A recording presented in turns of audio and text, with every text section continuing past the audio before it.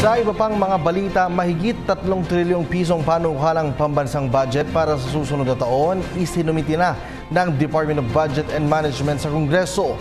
Ang detalye ng ulat, alamin natin mula sa aming kasamang si Jervis Manahan via phone patch.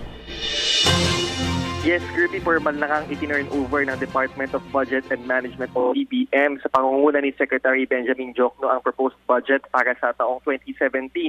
Tinanggap naman ito ni House Speaker Pantaleon Alvarez at ng Chairman ng House Committee on Appropriations na si Congressman Carlo Nograles. Ilan sa mga highlights nito, Kirby, ay yung paglaki ng alokasyon para sa mga social services. Kaya nga nang nasabi mo ay 3.35 trillion pesos ang proposed budget para sa fiscal year na 2017. Pinakamalaki dyan ay mapupunta sa sector ng education na makakakuha ng 20.9% ng budget.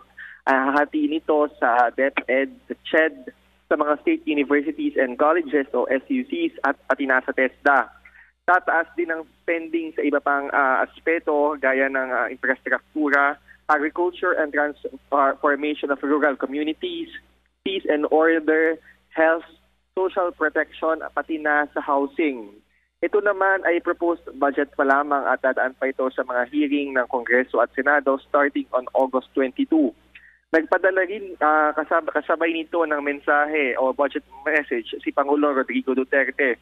So aniya ay real change begins with us and within us. At tinutukoy niya rito na yung gobyerno na dapat nga maging responsive yung budget sa pangailangan ng mga Pilipino dahil yung mga taxes o buwis daw ng mga mamamayang Pilipino yung lifeblood ng gobyerno at yung dahilan ng kanilang existence. Kaya naman nga dapat ay matugunan nito yung pangangailangan ng mga Pinoy. Samantala, pinoint out din ni Budget Secretary Benjamin Diokno na walang pork o PDAF sa budget for 2017 at compliant ito sa desisyon ng Supreme Court kaugnay ng DAP at ng PDAF. Wala rin daw itong provision for charter change. Ibig sabihin, wala raw additional budget for Chacha dahil yung CONAS naman na pinopropose ni Pangulong Duterte, wala naman daw kailangang additional budget talaga.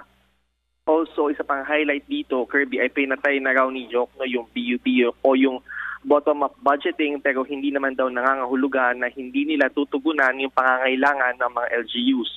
Again, August 22, magsisimula yung budget deliberations dito sa Kongreso at prioridad naman daw nila ito na maipasa bago pa simulan yung CONAS. Yan muna ang mga latest na balita mula dito sa Para sa Pambansa. Para sa PTV News, Jervis Manahan. Balik sa iyo, Kirby.